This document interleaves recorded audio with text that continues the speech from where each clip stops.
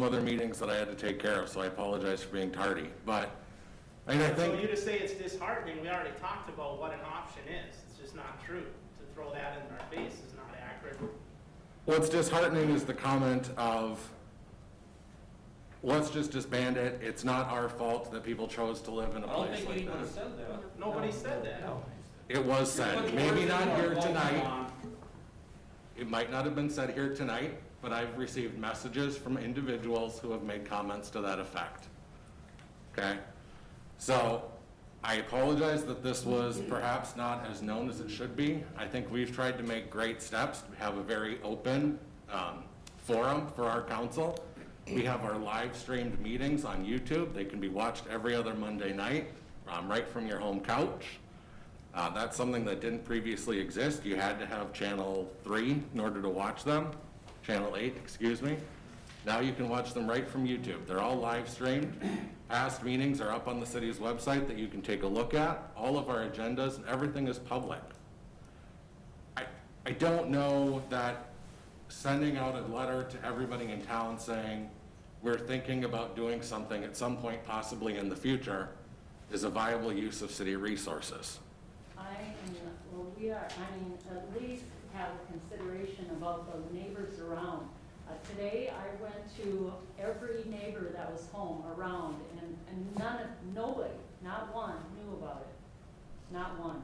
And half of them that I went to are in the city limits, right across from where that place is, or what, you know. Did you check both sites? What I guess the reason why I ask is there are two viable options, and frankly, the Willow Acres, in my opinion, is not the most viable. That's land that's not owned by the city. There'd be a significant investment to purchase it, and then a significant utility investment to develop. The more feasible option is the plot of land behind John Deere. With the township, have you explored any options with the township? We haven't gotten that far yet. That's what I mean when I say this is such in a development stage that it just hasn't gotten there yet.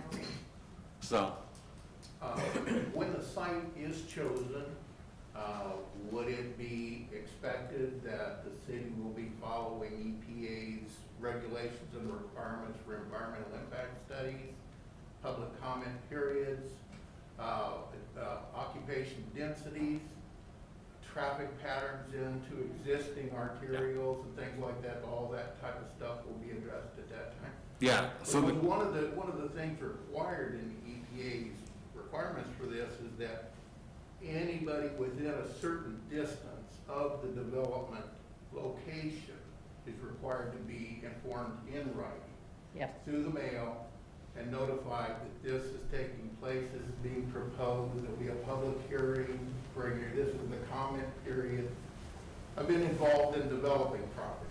So, you know, there's a formal process to move forward with this where the community can feel good about it, you know, and the development happens without any formal litigation following to stop it halfway through. So I would just suggest that. no, and absolutely it would be. Once this got into more of a, honestly, right now it's somewhat of a pipe dream. And once it became more of a cemented plan that we could move forward on, there would be those studies, there would be the notifications, there would be the discussions and the meetings and all of those required things. Yeah. It's that right now, what broke on Facebook is, oh my God, the city council is doing something and they're doing it now. And that developed between last night and today. And we have the opportunity for a public forum where you can come in and we can talk. We've got to move on with our business meeting here in a couple of minutes, but it's so early that right now we don't know that this could even happen.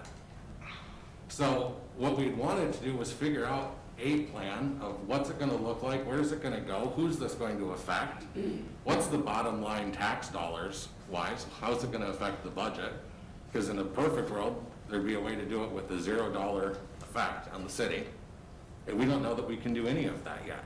So this is all pre-planning. Nothing has been set in stone or really moving along yet. And all of the notifications, all of the meetings were to come. And I realized that in the way that this sort of, I hate saying that it broke publicly because we've been talking about it publicly for months. But in the way that it became known, it sort of eroded that trust. But it would have come once we came with some sort of a viable plan. With the feeling that But at least in terms of Willow, that is significantly more expensive than the property behind John Deere. And based on the numbers that we've been discussing, I don't see that that would be the more viable option. Last question in the back, and then I'm gonna end so we can go to our business meeting. I see that they said that the current homeowners pay $350 for trailer rent, and then did I see that right? It would be like, they figured roughly between $600 and $700 at this new place. Did I see that right? That sounds about right, but if I'm understanding correct, I believe that also includes like a mortgage payment on a new trailer. Okay, and before filling out all this grant stuff and all this extra stuff to maybe get this ball rolling, have you guys done like a questionnaire or gone over to the current people living there and see if that's even possible for them to double what they're even could do? You know, could they even do that? What's an option? Is there only a couple? Yeah. You know, if there's only a handful of people that would be able to do that, why invest all this time, resources, and fill out all this paperwork when it can't even be done because people can't afford it? No, and that's totally legitimate. I'm gonna ask Tarek to speak to that a little bit. He's been more involved in that Okay. piece of it. There have been some discussions, and he'll talk a little bit more. We talked with the current owner and requested that he do a survey of all the residents that are there to see who wants to relocate.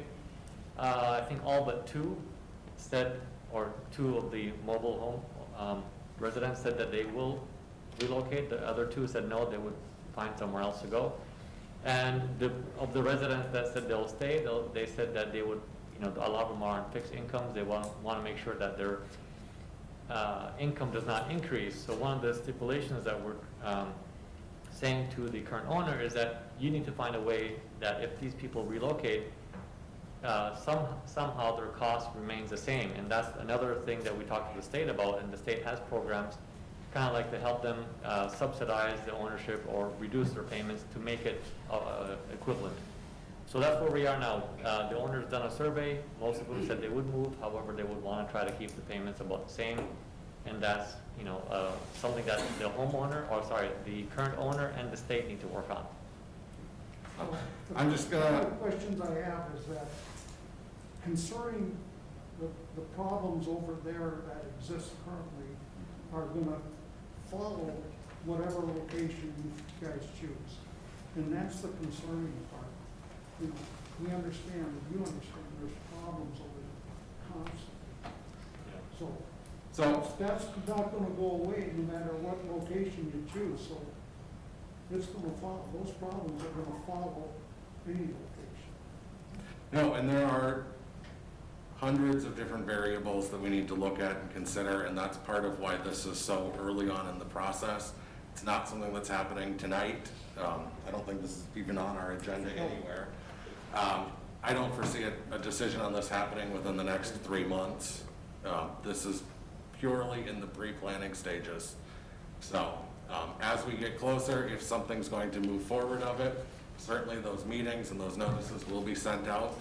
But right now, this is purely in a pre-planning feasibility stage. Nothing's been decided, nothing's happening anytime soon.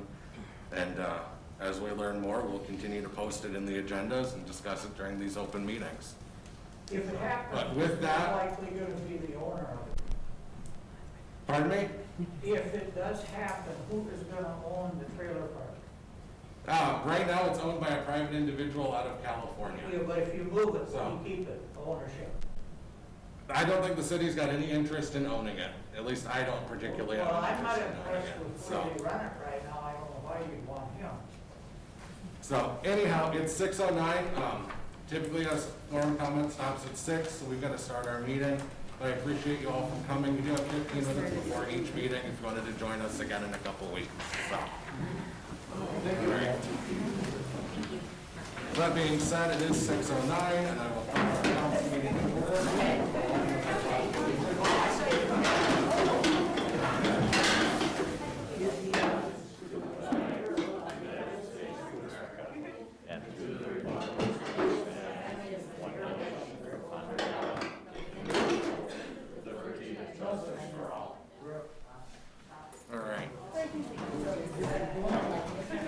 Thank you, everyone. So we'll start with our council activity reports. We have started some of our meetings in the last couple of weeks, so I do have some things actually to comment on. We had a budget and finance meeting where Neil and I met with Tarek and Belinda to talk about the city's budget, where we're at. Nothing firm decided there. We haven't started crunching too many of the numbers, but we did just listen to sort of the state of the city's finances and where we're at, reserves, preliminary audit numbers, things like that. Then, of course, we had our Board of Equalization and Appeal where we were all at, and nobody showed up, and I don't think, Jennifer, that we had any follow-up from that either. So I was here for a while after that meeting, and nobody showed up in the parking lot, so. That's all I've got. I'll hand it over to Councilmember Hertzberg. I was at the same meetings, the finance and the equalization meeting. That's it. Councilwoman Brick. Oh, tonight I had Public Works, I'm sorry. Oh, yeah. I attended the Park and Tree Board meeting on the 1st, and we discussed parking at Veterans Park as well as many improvements to the parks over the summer. I did the Board of Appeals and Equalization on the 8th, and I met with Superintendent Bullard that same day to go over the new civic standards that were brought up during the Team 13 Zoom call, as well as just the school in general and its needs. Councilwoman Swaney. And just the Board of Equalization. All right. And I was at the same meetings with Gene, equalization. Okay. So then we have our consent agenda, which constitutes the minutes of the Park and Tree Board, the Budget and Finance. I'm sorry. Thank you, Gene. I'm jumping ahead of myself. Anybody want to talk? Bill, I guess you're first on the list. I'll talk. So far this year, sales remain strong. We are still up 8% over 2020. We know we're not going to beat 2020 sales, but we're still 30% over 2019. So we're off to a good start. Things are starting to mellow out just a little bit, but we're still pretty excited about what's coming up this year. I have paperwork for you. I didn't get it out because of everything else. I will get it to Jennifer, and we'll have it for the next informational meeting and take a look at it. There's some things on there that I don't like, we'll be working on. But so far this year, we're pretty pleased where we are. We came up, a lot of our changing this year has been adjusting our hours, and you will see on our worksheet here that you'll see in the informational that the sales after 8 o'clock have really slowed since COVID last year. So this summer, we're going to follow the same hours that our competitor is, Monday, Tuesday, Wednesday. We're going to go from 9 a.m. to 9 p.m. Thursday, Friday, Saturday, when everybody's back enjoying their time on the lake, we'll be closing at 10, and then we'll remain 12 to 6 because the hours still are all the same on Sundays. I can't see closing any earlier on Sunday. Staff and I are working on resets, trying to make room for the new products. 168 new seltzer items alone coming in this year. So we're really excited about that. And so far, we brought in about 40 of them. So we'll see what happens. We're going to do our first in-store tasting on May 7th, which will follow all CDC guidelines that these guys have been doing. Other stores are starting to do it, but it's going to be our first in-store tasting, maybe a start of a couple during the summer. No chance of wine club starting until at least fall, just because of the guidelines that are out there and the vendor support is not there. We're doing a fundraiser this month for Hawk Creek Animal Shelter. We'll take any donations, cash, pet food, pet supplies. We have a bin. We've done this, it's our 3rd year with our association MMBA, and it's always been successful. Any questions or anything, I'm always available. Any questions? No? All right, thank you. Before we move on to Ron, I just want to note, I will be moving up old business, letter A, after our consent agenda before new business, since we do have the 2 guys here from Centricare. I mean, unless you want to stick around for our whole meeting, otherwise I can bump you up earlier. So. All right, Mr. Morgan.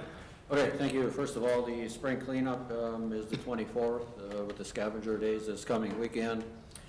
Our wellhead protection newsletter will be going out later this week, and there also we still still have funds or grant funds available for well sealing, so if any resident does have any unused well, we do have funds here to take care of that for you.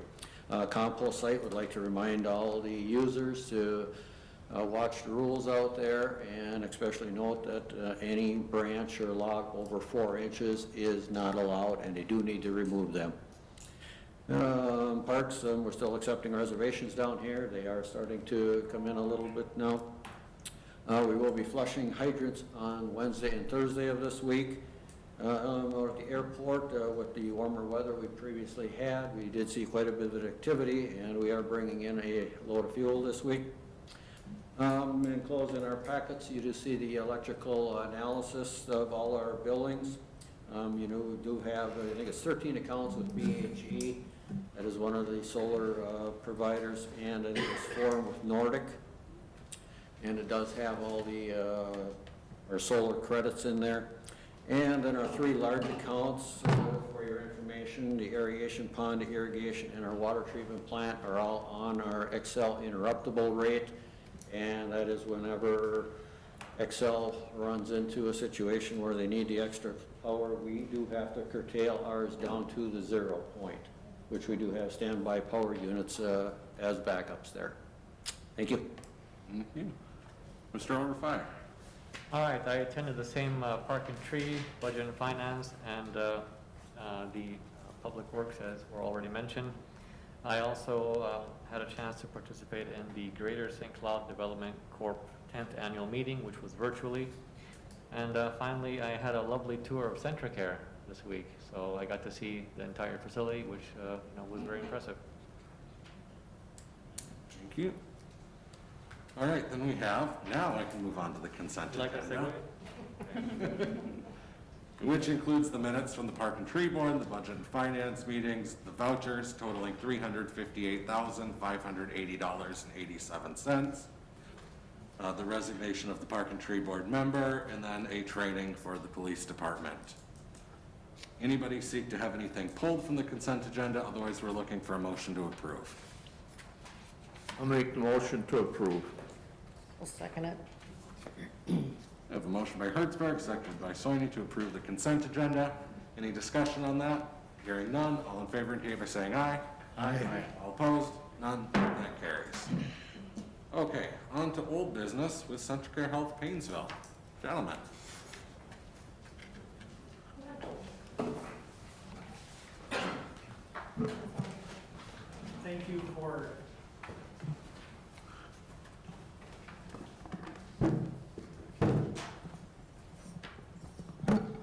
Thank you for allowing us to be here to present to you this evening. I'm Brandon Peach. I'm the administrator for Centricare here in Painesville. And with me is Todd Lemke, who is our pharmacy manager. We have 2 requests coming before you this evening. The first item is a request to ask for approval of a memorandum of understanding between the City of Painesville and Centricare related to participation in the drug discount program that's part of the federal Section 340B program under the Federal Health Services Act. We're required to have a memorandum of understanding with a local unit of government as a requirement of program participation. When the hospital district was operational, that body sufficed for filling that need for us. So with the recent dissolution of the Painesville Area Hospital District, we're requesting a memorandum of understanding with the city for that purpose. And we do use New Cara Pharmacy as a primary contract pharmacy for this program. So I don't know if you want to talk about that item first. Todd is here, and he can tell you a little bit more about the program. The letters and numbers might not mean anything, so I'll let him do that. Yeah, so the 340B program is a federal statute that was put in place to allow health systems, critical access hospitals, federally qualified health centers, or other entities that provide care to patients that tend to maybe not be able to always pay for their services. And so these entities are taking care of indigent patients. These entities are taking care of people that are just right on the edge of being able to be insured or not insured. And what the program does is it allows us to gain access to medications at a contracted federal price, which generally, not all the time, but a lot of times is less than we could purchase it otherwise through our general purchasing agreements. And we are able to use that savings to hopefully expand our access to medications for patients. I guess one example is we've been able to maintain our ability to do oncology infusion services here in Paynesville. If we weren't able to do a $1 million renovation last year to bring our IV rooms up to the current standard, we would have probably over time, over the next few years, had to cease those services. So we're able to keep services in the community that we wouldn't be able to otherwise, because we're able to save some money on some drugs that we're purchasing. And so that's just one of the ways that we utilize it. Brandon probably has some data for you with like how many people that we take care of overall. But CentraCare as a whole probably does, how many millions of dollars of free care within. This last year, just related to indigent care, that does not include Medicaid or Medicare services, but the complete total for indigent care the last fiscal year for us was about $309,000. Yeah. So when I look at our bottom line every year, I look at the savings that we've had from the 340B program, and maybe every once in a while you'll see in the paper that Paynesville had a positive bottom line, or CentraCare Paynesville, and a lot of times, sometimes that bottom line is that drug savings. So I think it's a very important program for us, and I'm open to asking or answering any questions you might have. I'm good. I'm good. I'm good. Okay. I think we might have some questions about the next part, so maybe we'll just move on to that right away and Okay. take care of the business in a second. Then the second item that we are bringing before you tonight is in 2013, when CentraCare affiliated with the Paynesville Area Hospital District, the hospital and the services that comprise of the Paynesville campus were originally owned by the city of Paynesville. And so at that time, there was a supplemental agreement that was put together between the city of Paynesville, CentraCare, and the Paynesville Area Hospital District. And basically what that agreement did was to give the city of Paynesville the first right to negotiate with regard to any situation that would come forward with CentraCare choosing to not continue to operate any of the named entities. And the named entities were the hospital, the nursing home, Stearns Place, Washburn Court, and the ambulance service. And so where we're at this point is CentraCare has entered into a purchase agreement with Fortitude Senior Living of Paynesville, LLC.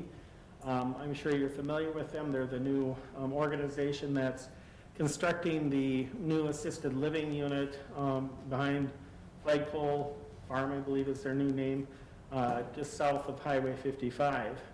And as you're also probably aware, their request for their site plan and those kinds of information included future expansion of a skilled nursing facility as part of their project development. So we've been in discussion with them about what is the best future interest for long-term care services in Paynesville, knowing that the current nursing home that we have in Paynesville was built in the 1960s and 70s. And while it's served many, many useful years, and many of you, I'm sure, have experienced it or are experiencing it over the years, there's certainly shortcomings in terms of the facility standards in comparison to what today's expectations are. And so as CentraCare has looked at what to do with our campus, we have limited resources that we can afford to provide debt service for. And so as we look at the hospital needs, the nursing home needs, housing needs, all of those kinds of things, we don't have the financial capacity in the end, because Paynesville has to, as an operating entity, has to be able to cover that debt service. And so with that, we've had the conversations, have entered into a purchase agreement with Fortitude to assume the license beds for the skilled nursing facility and to lease the existing campus until such a time that they would receive approval from the state of Minnesota to construct a new larger nursing home attached to their assisted living building. The timeliness of this is really related to the fact that in order to construct a new nursing home in Minnesota, there's a process called the moratorium exception process. And it's an application, a competitive process for skilled nursing facilities to either expand or replace aging and existing structures. With COVID, the normal funding cycle for that historically has been a fall cycle, so they would open it up for funding in an October timeframe, make a decision in December, applications are due in December, and then make award notifications in early spring. With COVID, that process was put on hold last year, and they've opened up an off-cycle funding round this year with an application due date of, I believe it's June 23rd. And so that's really what's driven the timing on our decision to move forward with this, knowing that it is going to be a competitive process, and with the other assisted living projects starting, makes sense for them to try to wrap both of those construction projects together. So essentially that's where we're at. So we're requesting under the agreement that the city has this first right to negotiate. There's a 30-day time frame in there from when the notice was sent. And then if there is an interest in the city choosing to operate the nursing home, then there's a 45-day period of negotiation. So we're asking that provision be waived to allow this process and the transaction with Fortitude to continue to move forward. So I'm happy to answer any questions that you have. Are you expecting that the level of care that residents currently receive will be maintained? Fortitude is the same organization that purchased the Watkins Hilltop Care Center from the hospital district back in 2012, prior to the affiliation with CentraCare. They operated as a 5-star facility. They have very good quality measures. They have great staffing patterns. Have done a very nice job with that campus. Since 2012, their organization has grown. They have, in addition to the facilities in Watkins, which in addition to the nursing home, they added assisted living there, I think a couple of different additions. They've also built a new assisted living in St. Joseph. They've built a housing project attached to an existing nursing home that they took over from Essentia in Sandstone. And then they have a property in, I believe it's Shell Lake, Wisconsin, and they manage another project down in Illinois. So their company is definitely growing, has a good reputation as a care provider. And in terms of CentraCare, I don't feel that we would have been interested in entertaining the discussion with them if we did not feel that they would be best suited to provide the most quality of care and services to the residents that we have in our facility.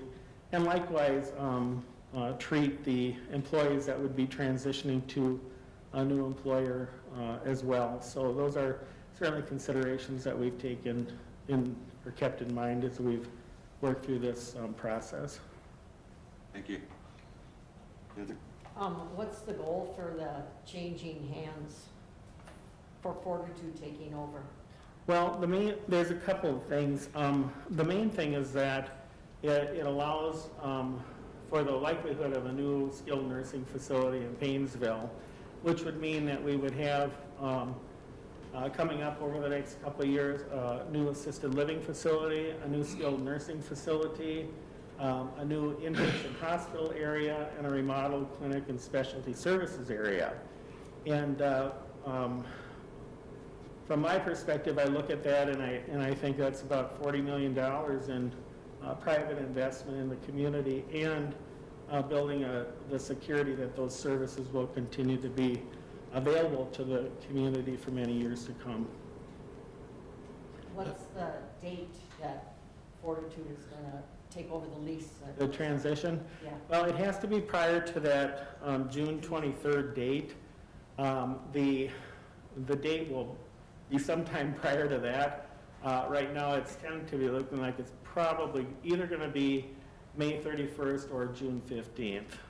Those are kind of the two dates that are floating around. It'll be prior to that June 23rd date in order for them to be able to submit their application to the state of Minnesota.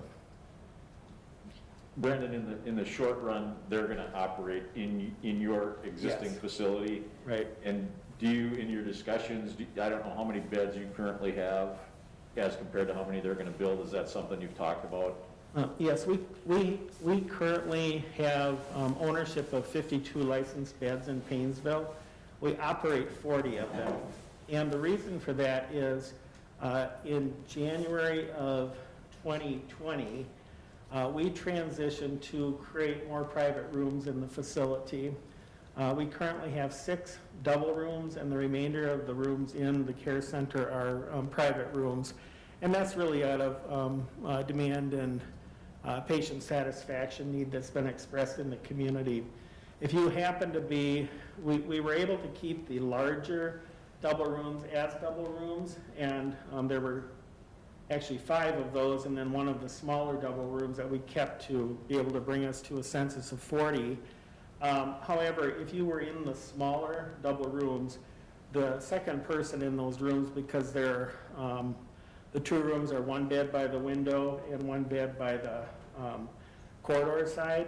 The corridor side basically allowed a living space of about 8 feet by 8 feet. Pretty difficult with the increasing patient needs that our residents have, whether it's equipment or lift chairs or any of those kinds of things that the rooms just don't accommodate that in the current model. So my understanding is that what Fortitude is looking at is building up to that full 52-bed license capacity. So it would increase the number of beds that we have in Paynesville. They would create mostly private rooms. They may have 1 or 2 double rooms to accommodate for couples or to accommodate for individuals that just really need that, second person in the room with them just for safety and security situation. So that's kind of what I understand from what they've been sharing with me. Thank you. Do the employees have to reapply to Fortitude, or are they just gonna transition smoothly? Well, we're still working through that process, but obviously they need everybody that we have in order to run the facility. Yeah. So we're anticipating that that'll be the case, but they will be terminating employment with Centricare, and they will be going through that application process. Fortitude will have to create personnel files, so there's requirements that the health department has for those things. So is it a formal interview process, those kinds of things? Not quite like if you were just out hiring off the street. We do have meetings that are going to be set up for next Tuesday and Wednesday for them to do one-on-one meetings with all of our employees to help them know what their pay and benefits and those kinds of things are going to be. Yeah, I had a question for you. At some point in time, do you expect this to be at full capacity? And if that does happen, are you going to be able to expand to meet demand? With the skilled nursing? Yes. Well, the way the Minnesota Health Department and Department of Human Service regulations are with regard to that, we have 52 licensed beds. That's the capacity that can be built at this time unless Fortitude were to go out and purchase additional licensed beds from another company. There may be someone that has beds that are what they call placed on layaway. They could purchase additional beds if they wanted to. But then they would have to go through that same moratorium process which is a competitive process to be able to expand and grow that need. The state has a cap on how many licensed beds there are. Yeah, there's been a freeze since I started working in long-term care in 1983. So the general The general direction that the state has gone over the years is they have tried to reduce the number of skilled nursing beds in the state of Minnesota. And it's primarily a budgetary issue for the state. And what they've done is they've tried to push more care and services to in-home services, whether that be in a in-home setting with home health care services, or moving with support being provided in an assisted living setting. Those rules have also changed coming up in August of this year, which is a little bit challenging and distressing too, because they're moving that whole environment more to be like nursing home regulations. And so we're dealing with that on the Washburn Court side, and it really forced us to move Stearns Place back to an independent living situation in March to be prepared for that coming up. Okay. Questions down here? Okay. Thank you, gentlemen. So basically, my understanding, and maybe Bill, correct me if I'm wrong, you're looking for us to decline our right of first refusal, essentially. Yeah, it's a right to negotiate, but that's correct. I don't know that I have an interest in the city operating a skilled nursing facility. No, I don't either. Pretty much a no-brainer. You might have a weekend shift you might have to cover. I don't know that you'd want me to cover it. There might be one, but there wouldn't be a second. All right, so then we have two pieces of action brought forward to us. One is the approval of the 340B program and the memorandum of understanding there. And then the second would be to waive our right to negotiate under that agreement. Is there a motion on either one of those? I'll make the motion to approve the memorandum of understanding between the City of Painesville and CentraCare Painesville LLC related to participation in the drug discount program established under Federal Section 340B program of the Public Health Services Act. Second. All right, we have a motion by Soini, seconded by Hertzberg, to approve the memorandum of understanding between the City of Painesville and CentraCare Painesville LLC related to participation in the drug discount program established under Federal Section 340B of the Public Health Services Act. Any further discussion on that? Hearing and seeing none, all those in favor indicate by saying aye. Aye. All opposed? None. That carries. I'll make the motion to waive the City of Painesville's rights under the 2013 agreement between the City of Painesville, CentraCare Painesville LLC, and the former Painesville Area Hospital District for pending transfer of ownership of Coronis Manor as a designated facility under the agreement. Second. All right, we have a motion by Hertzberg, seconded by Soini, to waive the City of Painesville's rights under the 2013 agreement between the city, CentraCare Painesville LLC, and the former Painesville Area Hospital District, pending transfer of ownership for Coronis Manor as a designated facility under said agreement. Any further discussion on that? Hearing and seeing none, all those in favor indicate by saying aye. Aye. All opposed? None. That carries. Thank you, gentlemen. Thank you. Feel free to stick around if you wish. We came early. All right, then going back up to new business, and we'll wait for the chief to sit back down because it's his show regarding the joint powers agreement. Thank you. So, it's kind of that time of the year, a couple of years again. We were notified by the BCA that our joint power agreement with them, which authorizes us access to the criminal justice network, is up for renewal. So we've got a resolution that we've prepared for that agreement. And then also the BCA has decided that they're going to start charging $50 per month for that access. So unfortunately, that's kind of one of those things that's out of our hands. It's not budgeted this year, but we will budget for it next year accordingly. So we just need a couple motions with the resolution and then authorizing who's going to be signing on behalf of the city for that access. I have a question. How often does this service get used? Every day. Okay. Thank you. I'll make the motion to approve resolution 2021-10 10, approving state of Minnesota joint powers agreements with the city of Painesville on behalf of its city attorney and police department. I'll second.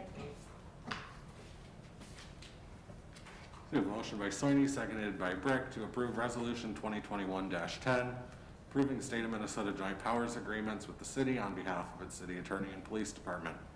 Any further discussion on that? Hearing and seeing none, all those in favor indicate by saying aye. Aye. Aye. All opposed? None. That carries. I just would say to Councilmember Thielen's question, my office doesn't use it as, you know, as much as you would think, but you can't really get by without it, because when you do need it on occasion, you have to have it. It seems like a lot, but we can't really get by without it.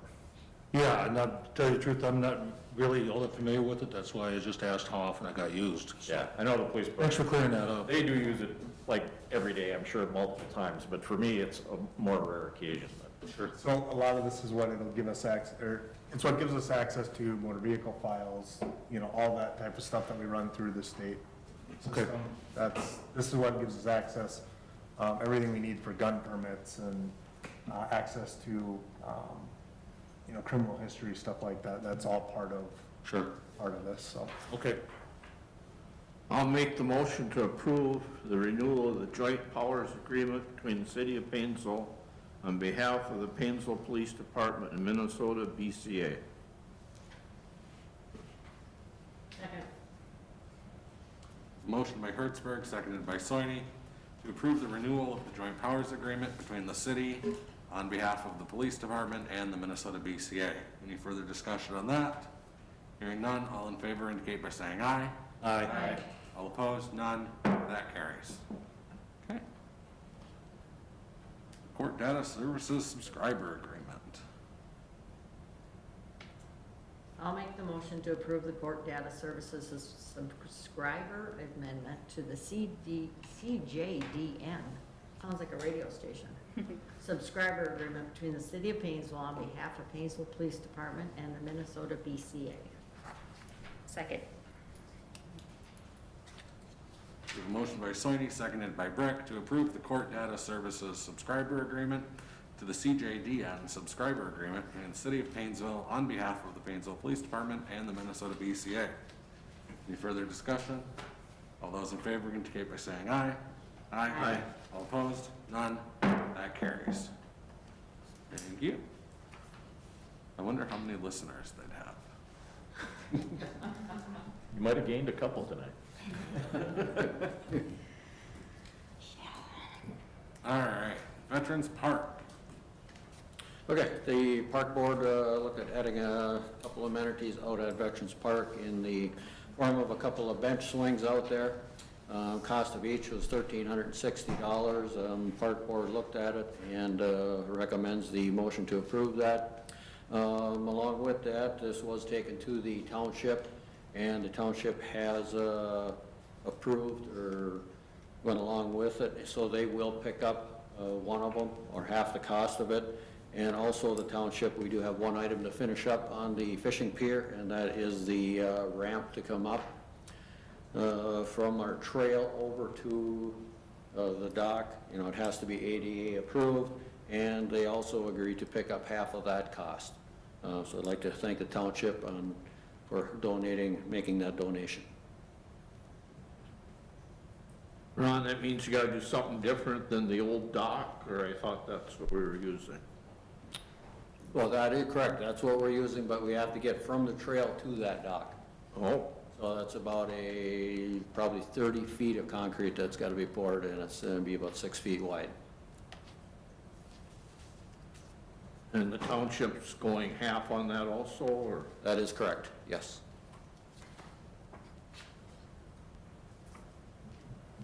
And our park our park fund has $1,600 in it? Yes, we do. So I'll make the motion to approve the quote for 2 swings, Veterans Park from Premier Polysteel at $1,360 each, totaling $2,720, and up to $500 for a concrete pad.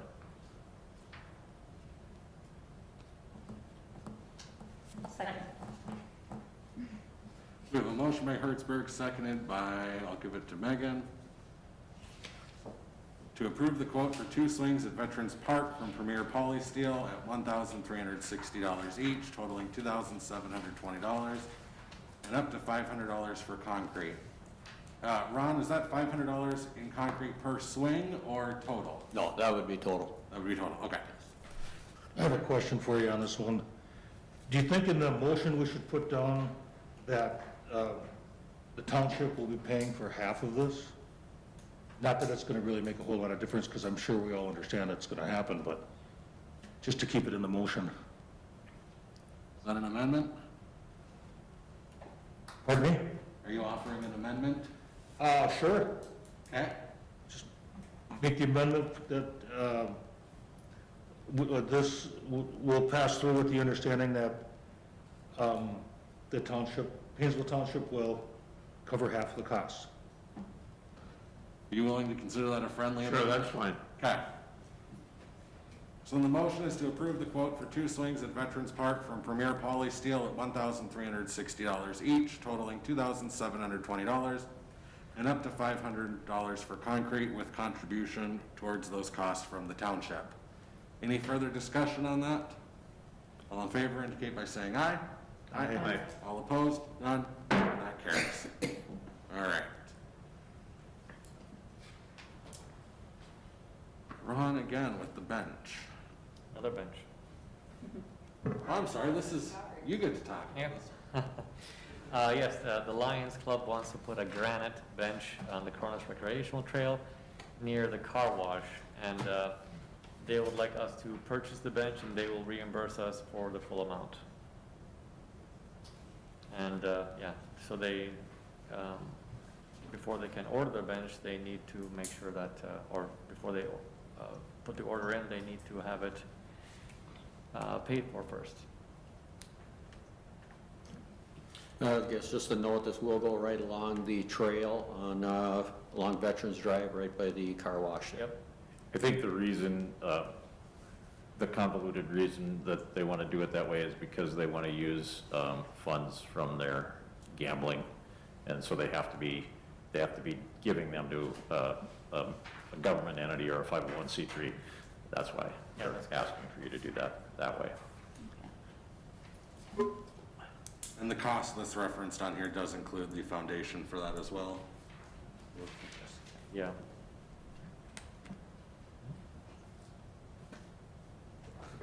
Any further discussion, or is there a motion on that? Make the motion to purchase a granite bench in the amount of $3,265 from Mishlik Granite, Sunburst Memorials, with the total amount to be reimbursed by the Painesville Lions Club, and to authorize the installation of such bench along the trail at 660 Diekman Drive. I'll second. We have a motion by Sony, seconded by Thielen, to purchase a granite bench in the amount of $3,265 from Michelish Granite, Sunburst Memorials, with total to be reimbursed by the Lions Club, and to authorize the installation of such bench along the trail at 660 Diekman Drive. Any further discussion on that? All right, all those in favor indicate by saying aye. Aye. Aye. All opposed? None? That carries.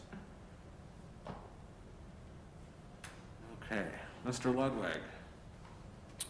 Yes, we have a resignation of Matt Ali as of effective April 5th, 2021.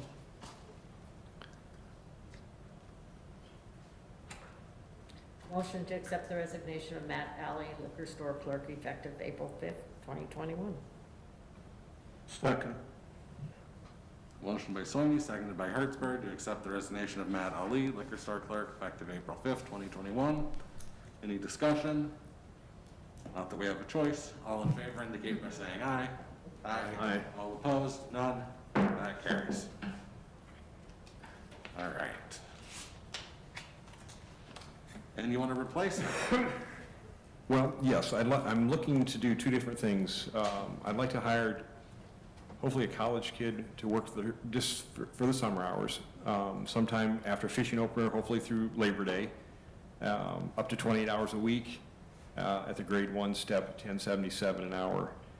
And then to replace Matt, I'd like to hopefully find somebody that's willing to work up to 2 days a week at up to 14 hours. That would be a non-union position at grade 1, step 1 at $10.77 an hour. And that should get us through the summer. As long as nobody else quits. Nobody else is going to quit. That I'm nobody, gonna let 'em- you no. totally can't quit. No. No, I think we're pretty set on staff. They seem to be pretty secure, so, right now. So you're looking for one seasonal and one part-time? Very true, yes, sir. Thank you.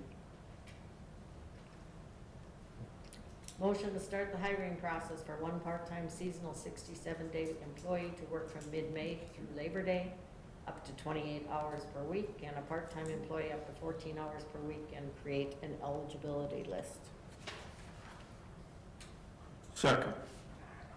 Motion by Soini, seconded by Hertzberg, to start the hiring process for one part-time seasonal employee to work from mid-May through Labor Day, up to 28 hours per week, and one part-time employee up to 14 hours per week, and create an eligibility list. Any discussion on that? Just for information for our new folks, the eligibility list is a list that we can call from. If somebody's not hired, we can give them a call in the future without restarting the whole process. Now, hearing no further discussion, all those in favor indicate by saying aye. Aye. All opposed? None? That carries. Okay. The police secretary job description. Paul? Thank you. So as we got the posting for the police secretary position, we realized that the job description indicated that it required a 1 year's worth of service in a criminal justice type setting. No, it's at police. Or police Police So, we went in and we made a couple modifications to the job description that we think are probably better suited for that position. We removed the requirement of 1 year's worth of service, and we put it as a desirable or a desired experience or training. And then with that, because that 1 year's worth of service was gone, we've also added in that it required a high school diploma or GED. So we're just looking to update the job description with those changes. I believe it's specifically put in there, an experience, desirable trainings and experience. Experience in the criminal justice system is preferred, and then minimum qualifications, minimum job requirements include a high school diploma and clerical experience, including public contact. And then just in the interest of openness, Paul did call me about this and discuss it before it was published. And I said, yeah, go ahead and publish it with the changes. It's not worth waiting and bringing it back to council for a minor change like this, so it did go out in the revised version.